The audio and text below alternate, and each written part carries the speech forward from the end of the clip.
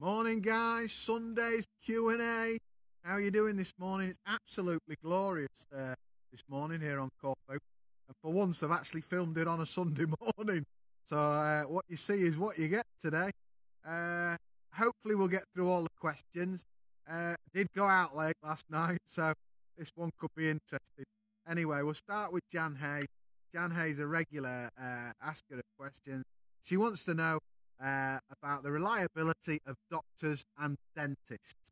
She asks particularly in the north. So Jan, every single doctor and every single dentist that I've had the pleasure or displeasure, not because of their manner, of meeting has been absolutely fantastic. I've had no problems and no issue. Just to say, the thing about doctors and dentists, particularly dentists, they do work out quite cheaply here, unless you go for some full mouth jobby. You can change your doctor and dentist if you don't like them, just like that. You know, it's not like the UK where you're tied maybe to NHS or you go to the same dentist for years, your family goes to the same dentist, you know, whatever. You can choose whoever you want. So the first time you go in, if you're not overly happy, just go to a different one the next time round. Jan also wants to know mosquito netting. Where can we buy mosquito netting for windows? Basically, there are plenty of places to buy this kind of thing. One place I would suggest is a place up near Rhoda, between Rhoda and Akaravi. There's a shop on the left-hand side there that sells absolutely everything for the house. And if he hasn't got it, he'll get it for you. By the BP garage, that is. Or town, there's lots and lots of places. It's very difficult to be exactly specific, but you won't find trouble getting any mosquito netting for your window. Thanks again, Jan, for the questions. Hope I've answered those well enough for you. We've got, this one's quite a longie. This is Kevin Baker again.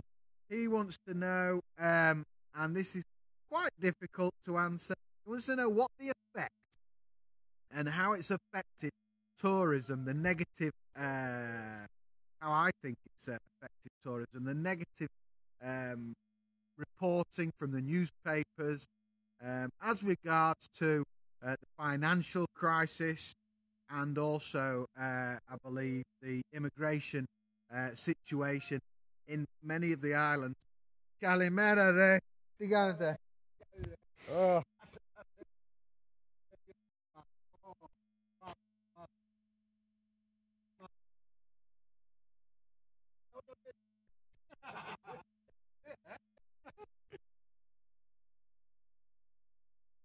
Gifts, yay! We love gifts.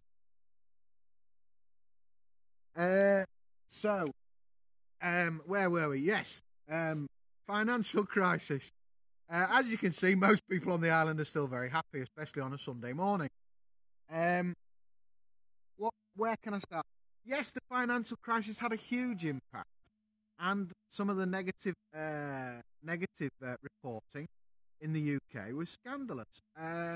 I personally wrote a couple of letters to some of the newspapers, but what can you do? You know, reporting is reporting, and it's a bit like me now. I can't lie. You know, it's in a newspaper. There is some truth about it. They don't write stories these days about absolutely nothing. The Greek people were suffering on the mainland because of the financial crisis. The islands weren't affected as much. And that's where people started to get a bit aggravated and a bit annoyed, is because the people that worked and owned businesses on some of the islands were being the islands were being portrayed as though they were being affected. You know, that we were running out of food, there was no money in the banks. I didn't see a single part of that happen on Corfu. I think I once went to a cash machine and it had run out of cash. Well, that happens regular anyway. I did it the other day. We had to make a round trip of 30k because we used the wrong cash machine to use. So that can happen any day of the week.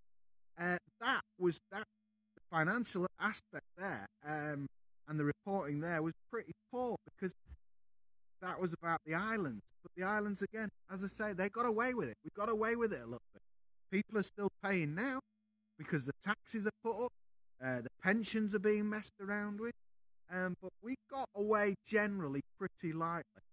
And the irony is, in all of this, is that the euro became very weak against the pound. So what started as a financial crisis, this is my basic maths here. I mean, I'm not a world knowledge of monetary goings on in the, but the way I see it is that the pound became really strong against the euro. The euro's gone up, what, 130, 135, 140 it reached. And so people all of a sudden were coming to Corfu, coming to the Greek islands, and it was cheaper than the year before for them. So instead of it being a negative thing, in a way, it slowly worked itself into a positive thing. And tourism is on the growth here, and there should be nothing affecting the financial aspect of someone wanting to come on holiday to Corfu or any other Greek island for that matter, because you know it works out cheaper than it has done before. I think generally, you're still paying the same for a beer that you paid 3-4 years ago, but you're getting more for your buck. You're getting more for your pound. So it's got to be cheaper, hasn't it? So yes, come to Corfu, and whatever the newspapers say, there might be some truth in it, but there ain't a right lot of truth in it. Just to touch on the situation at the moment, there's obviously a lot of immigration situations on some of the islands south. Corfu's not affected by that as much, if at all. It's a world situation that needs dealing with. It's bigger and more and beyond KCTV's general thought patterns and general thinking of the day. But yeah, people are suffering. People are suffering. Someone needs to do something about it. But as goes Corfu, we're not affected by it. I think as affected by it is that people are quite happily going around collecting bits and pieces to be sent off to help people in the camps and the situations in some of the other islands. But don't be put off coming to Greece. It's fantastic. It's got what you need. It's got value for money. It's got sunshine. It's got blue skies. It's got history. And it's got lovely people. Where's the problem in that? And if any of you guys at the Mirror or the Sun or wherever you are watching this, your reporting can sometimes be crap. I think that's about as far as I can go with that one. On a brighter note, and a very quick one, because Sarah's arms will be falling off filming this. Sue Smith from Gloucester wants to know, when did KCTV start and how did it start? Well, having done bits and pieces before, when I was younger, I used to do school talks and all sorts, so I knew I was a reasonable orator.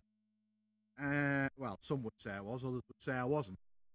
So we decided one day, when we were on the beach, to do a weather forecast for a friend of mine called Lillian, because she's always asking about the weather. So it was a tongue-in-cheek weather forecast for Lillian and Keith, and it just kind of grew.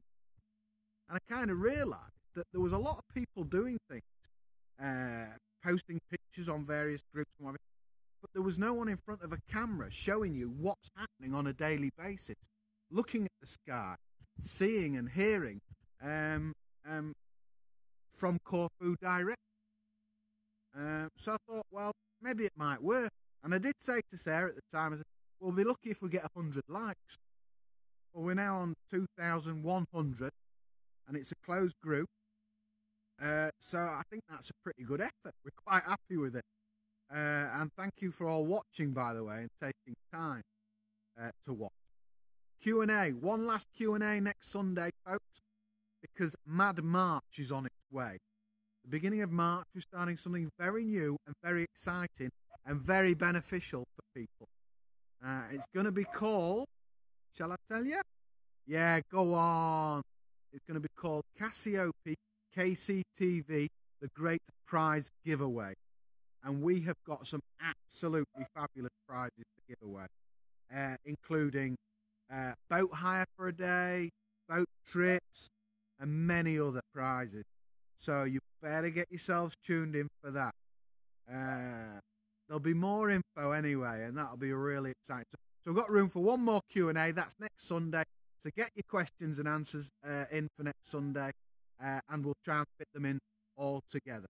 Have a wonderful day wherever you are, and may the sun be shining upon you like it is here to us this morning on Corfu. Love you all. Bye now from KCTV.